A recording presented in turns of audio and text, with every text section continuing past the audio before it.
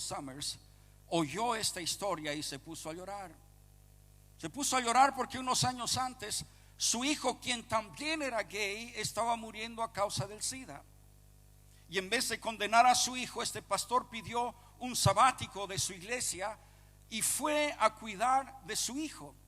Nunca aprobó el estilo de vida del hijo, y nunca le reprochó la forma de vida que él llevaba, sino que con amor lo atrajo otra vez a Cristo.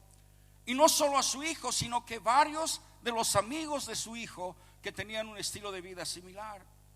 Y cuidó de su hijo hasta que él muere en sus brazos, camino al cielo. Y cuando leyó la historia de este joven, de Jonás Minino y de su padre, lo buscó en Facebook, buscó al hijo en Facebook y lo encontró y comenzó a escribirle y le dijo que era pastor y que él también tenía 2 hijos y uno de ellos ya estaba en la gloria. Y le dijo que sentía mucho el dolor que le causó el rechazo de su padre y que si no le importara, le gustaría adoptarlo en su familia. En vez de decirle que estaba camino al infierno, le ofreció ayuda para que pueda hallar el camino al cielo.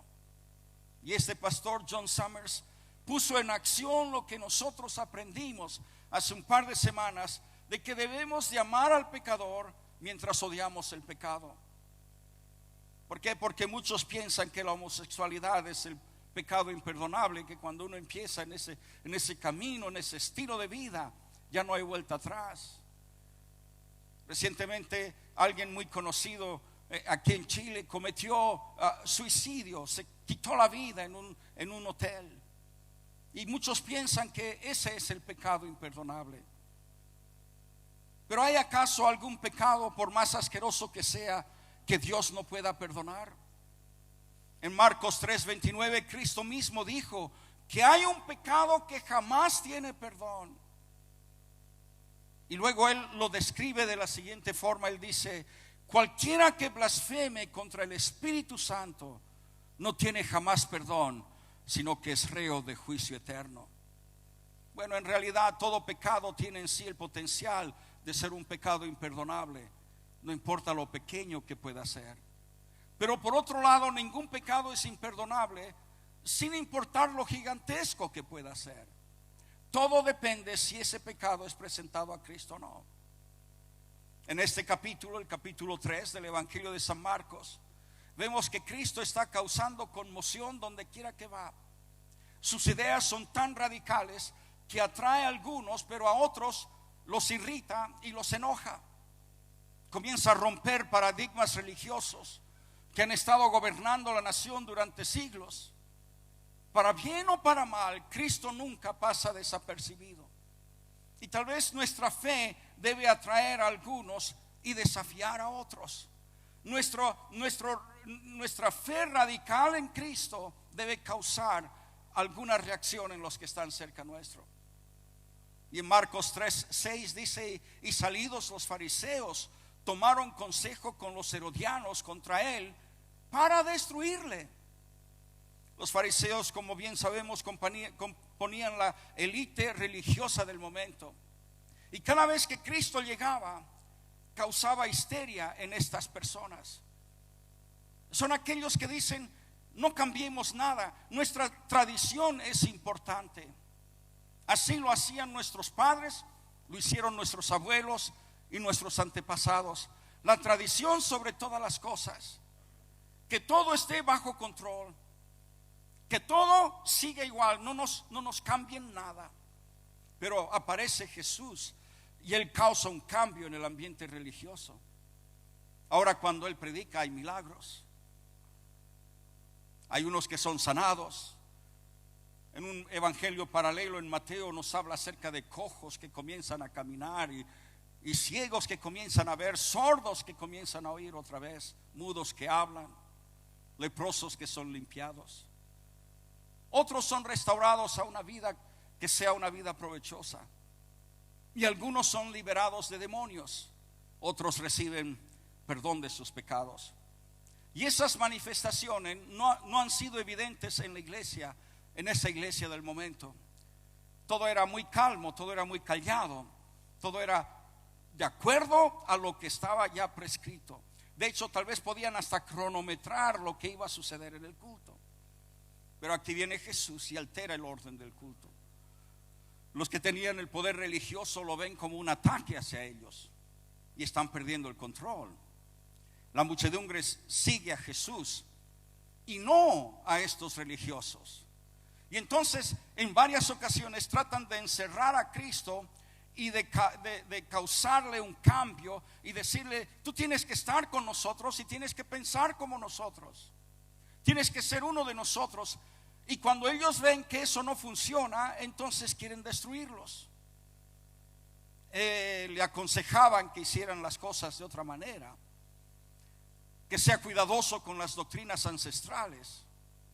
Pero como no podían callarlo, o no lo podían encerrar a Jesús, entonces se unen a los herodianos para llevar a cabo este plan y destruirlo, porque necesitaban el apoyo no solamente del grupo religioso, sino que también del grupo político. Los herodianos eran los seguidores de los 3 hijos del rey Herodes. Los 3 hijos habían sido colocados en autoridad por los romanos en un intento de pacificar a Israel, de que no hayan revueltas, porque a través de todos estos años que Roma está gobernando Israel, hay revueltas, hay gente que se rebela, hay terroristas que se levantan contra Roma. Y entonces estos herodianos ven a Jesús como alguien que agita socialmente a las muchedumbres y tiene ideas diferentes, y está hablando del reino. ¿De qué reino está hablando este hombre? Si estamos bajo un reino que es el reino romano, el imperio romano, ¿de qué está hablando? Y Jesús comienza a hablar, y son palabras que son radicales, y ellos comienzan a pensar: en cualquier momento causa una revolución. Y estos herodianos son los que decían: ¿sabes qué? No importa cómo creas, no hagamos jaleo, no levantemos murmullos, no hagamos una manifestación, no nos salgamos a la calle, da igual lo que creas, al final todo terminamos al mismo lugar, no cambiemos nada, quedémonos igual, seamos políticamente correctos. Son aquellos que dicen: no importa lo que hagas, al final Dios te ha de dejar entrar al cielo igual.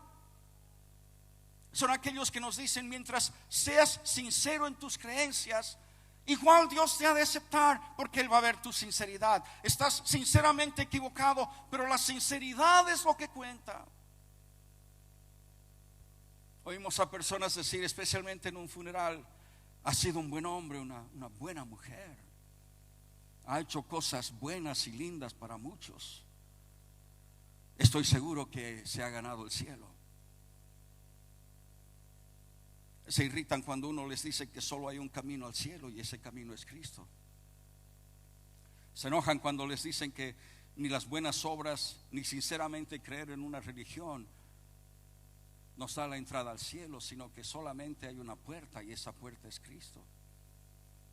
Cuando dijeron esto en Roma, los que dijeron tal cosa terminaron en el Coliseo romano enfrentándose a los leones.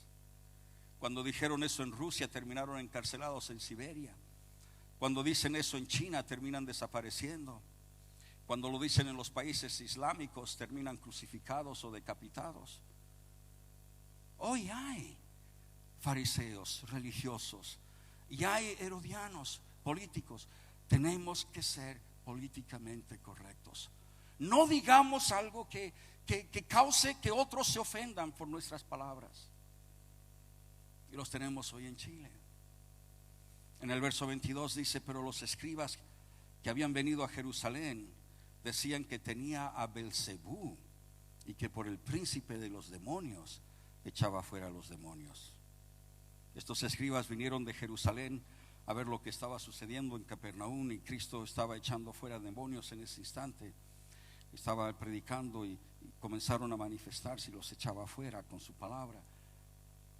Y la multitud estaba entusiasmada con este joven maestro, pero los religiosos no tanto. Y acusaron a Jesús de echar fuera a los demonios por el príncipe de los demonios. Belzebú en realidad era el dios de las moscas. Era un apodo que los judíos dieron al diablo. Lo que estaban diciendo es que Jesús estaba poseído por Satanás, y por eso tenía poder para echar fuera a los demonios. Y Cristo les contestó con una pregunta. Siempre Cristo contesta con preguntas. Él les pregunta: ¿por qué el príncipe de los demonios, cuya misión es de destruir la vida de las personas, enviando a sus demonios, por qué los iba a echar? Era como si Satanás se atacara a sí mismo. Y Cristo termina en el versículo 25 su exposición diciendo: si una casa está dividida contra sí misma, tal casa no puede permanecer. Y con ese argumento era más que suficiente. Pero Cristo continúa y dice: de cierto os digo que todos los pecados serán perdonados a los hijos de los hombres, y las blasfemias cualesquiera que sean. Pero cualquiera que blasfeme contra el Espíritu Santo no tiene jamás perdón, sino que es reo de juicio eterno. Es el pecado mortal, es el pecado imperdonable. Y estos escribas lo estaban cometiendo. Hace años uno de los jóvenes de la iglesia, estábamos todavía en Canarias, llegó a la iglesia y estaba llorando, pero estaba amargamente y descontroladamente llorando. Cuando intentamos encontrar la razón de tanto llanto y tanta congoja, descubrimos que él pensaba que había cometido el pecado imperdonable, el pecado mortal. Entonces le preguntamos qué había hecho, cómo llega a esta conclusión. Y después de un largo rato de interrogarle, me contó que mientras estaba orando en su dormitorio se le escapó un poco de gas, y que seguramente ese olor flatulento había ofendido al Espíritu Santo. Y créame, no fue fácil convencerlo que ese no era el pecado imperdonable. Era oloroso, pero no imperdonable, ¿no? Porque muchos han pensado que alguna vez han cometido este pecado imperdonable. Tal vez usted lo ha pensado. Pero quiero aclararle qué es lo que significa este pecado en esta mañana. Cristo usa una palabra clave, usa la palabra blasfemia para definirlo. Y blasfemia es hablar en contra de alguien o algo en una forma cruel y destructiva. Es ser irreverente, es insultar, vilificar, es maldecir.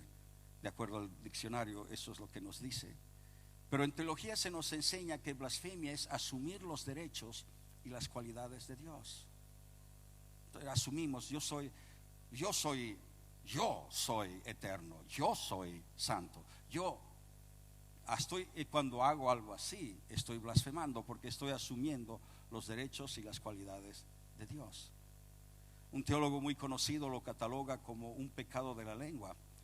Pero es más profundo que eso, porque Cristo dijo en Mateo 12 que de la abundancia del corazón habla la boca. Y decimos palabras crueles y odiosas porque tenemos el corazón lleno de amargura y de ira. Porque si no estuviera lleno de amargura y de ira, nuestras palabras no serían odiosas, no serían hirientes. En realidad es un pecado del corazón que se manifiesta con palabras crueles. Y habiendo dicho esto, quiero aclarar que la blasfemia en sí no es el pecado imperdonable. De lo contrario, ninguno de nosotros tendríamos esperanza alguna de salvación. De hecho, aún la blasfemia contra Dios es pecado que puede ser perdonado. Si no, todos estaríamos condenados, empezando por Job, quien maldijo a Dios porque le dio la vida, y terminando por aquellos que acusan a Dios del terremoto de la semana pasada. Hay los que usan el nombre de Cristo en forma de blasfemia. Y Pablo dijo de sí mismo: habiendo yo sido antes blasfemo, perseguidor e injuriador, en 1 de Timoteo. O sea, uno puede blasfemar contra Dios Padre, uno puede blasfemar contra Dios Hijo, pero cuando uno blasfema en contra de Dios Espíritu Santo, ahí sí que no hay perdón. ¿Por qué? Creo que encontré por lo menos 3 razones. ¿Por qué? Primero, porque solo el Espíritu Santo puede revelar quién es Jesús. Todos nosotros somos ciegos espirituales. Aún aquellos que estaban al lado de Jesús no se dieron cuenta de quién era. Los mismos discípulos no entendieron quién era Jesús. Se maravillaban con él, no entendieran bien quién era. Pero más que eso, Juan 1:10 dice que el mundo por él fue hecho, pero el mundo no le conoció. Y luego agrega: a los suyos vino y los suyos no lo recibieron. El que había sido prometido a Abraham vino a los hijos de Abraham, y la nación entera lo rechaza. Cristo cumplió con todas las profecías de la Torá y fue rechazado por aquellos que conocían, los religiosos mismos conocían profundamente esos escritos. Sin embargo, la fama de Cristo creció y llegó el momento en que las multitudes lo seguían donde quiera que él vaya. Y encontramos algo irónico en el versículo 21 de este mismo capítulo 3 de Marcos. Es algo que siempre me llamó la atención. ¿Cómo puede ser algo más irónico que esto? Porque cuando lo oyeron los suyos, o sea, sus hermanos, su familia, vinieron para prenderle porque decían: está fuera de sí, está loco. Vamos a ir a rescatar a Jesús antes que lo apedreen, porque él está loco. Antes de que lo encierren en un asilo mental, lo vamos a recoger. Y se olvidaron que antes que naciera el ángel le dijo a María quién Jesús iba a ser. Pero ahora ella también piensa que su hijo está un poco... Sus hermanastros vivieron con él y jamás lo vieron hacer algo incorrecto. Piensen conmigo, él nunca cometió pecado, lo que significa que ni siquiera cuando era niño él mintió, él nunca engañó, nunca robó, nunca reaccionó con ira, nunca se dejó llevar por la lujuria, nunca pecó. Y sus hermanos notaron eso y vieron que era diferente de los demás en la familia, pero igual lo consideraron fuera de sí, dice Marcos. Nosotros también, que somos de la familia de Cristo, tenemos en ocasiones una visión diferente de quién es Él. Los religiosos lo acusaron de estar endemoniado, y hay pastores que predican de un Cristo que le es desconocido. He oído sermones sorprendentes, ni idea de quién es Él. El mundo que Cristo creó no lo conoce. Lo que los esperaban no lo reconocen. Su familia quiere encerrarlo por considerarlo demente. No lo ven como el Redentor. Pero hay muchos hoy, millones de personas, que no ven a Cristo como el Redentor tampoco. Por eso es importante el Espíritu Santo, porque nos hace ver de que Cristo no es un loco, no es un demente. Nos hace ver de que Cristo no es un endemoniado. Nos hace ver de que Cristo es algo más que un simple profeta o un simple maestro.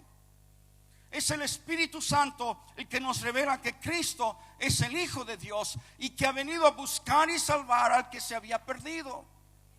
Y todo aquel que no lo reconoce como Rey de Reyes, el que no lo reconoce como el único que nos puede salvar de nuestros pecados, el que no lo admite como el único camino al Padre, está blasfemando contra el Espíritu Santo. Si no está de acuerdo con Hechos 4:12, que dice: y en ningún otro hay salvación, porque no hay otro nombre bajo el cielo dado a los hombres en que podemos ser salvos. Si no está de acuerdo con este versículo, usted está blasfemando contra el Espíritu Santo. Si no traemos nuestros pecados a Cristo y pedimos que nos salve, solo nos queda una expectativa de muerte eterna.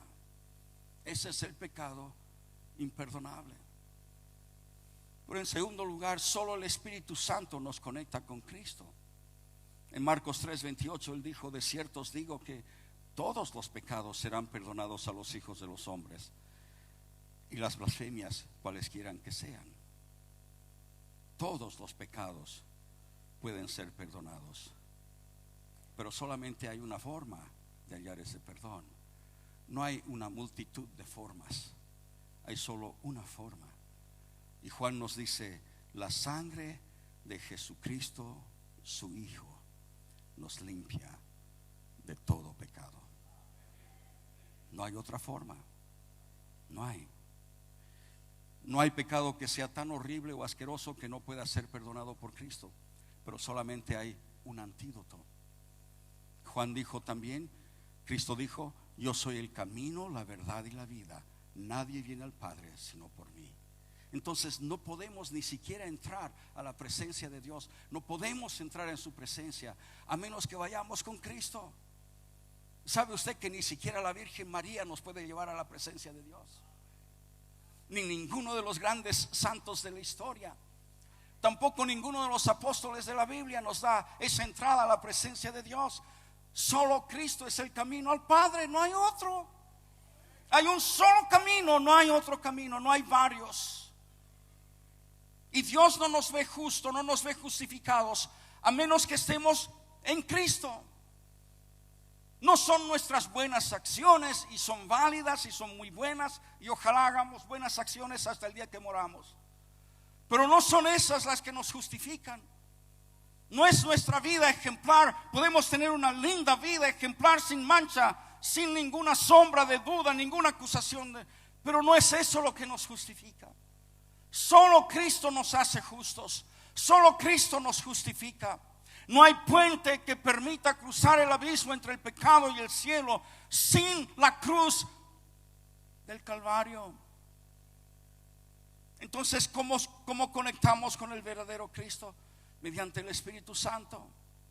Es el Espíritu Santo el que abre nuestros ojos para que podamos ver al verdadero Jesús. No el Jesús histórico, no el tradicional, no el Jesús de las fábulas, no el Jesús de Hollywood, ojos azules y pronunciación británica cuando habla, y rubio y perfecto. No el Jesús de las religiones tradicionales, moribundo en una cruz. No es ese el Jesús. El verdadero Jesús es manifestado por el Espíritu Santo. El Espíritu Santo nos convence de pecado. El Espíritu Santo nos muestra la cruz, siempre apunta a la cruz. El Espíritu Santo nos acerca en forma irresistible a Cristo.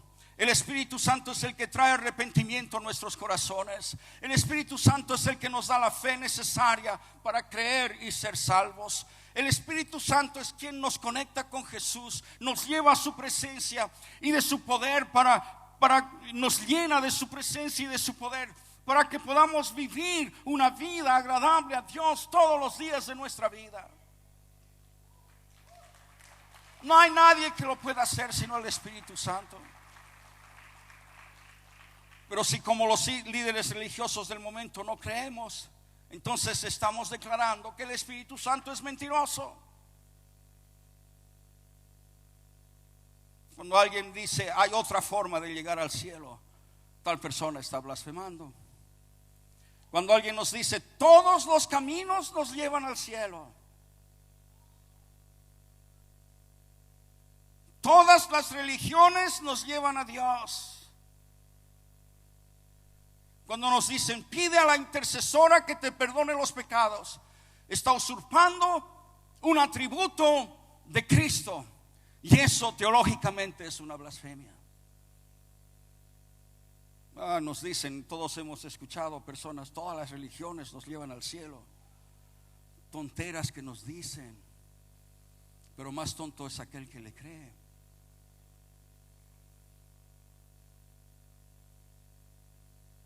Al decir eso está declarando que el Espíritu Santo es mentiroso, y eso es blasfemar y es pecado que jamás tiene perdón, sino que es reo de juicio eterno. Es estar de acuerdo con aquellos que acusaron a Jesús de ser un loco más de Nazaret y no el Salvador del mundo, o acusarlo de estar endemoniado y que echa fuera demonios por el poder de Beelzebú. Y cometemos el peor de los pecados, negamos que Él es el único que nos puede salvar de nuestros pecados, y haciendo eso cerramos las puertas del cielo.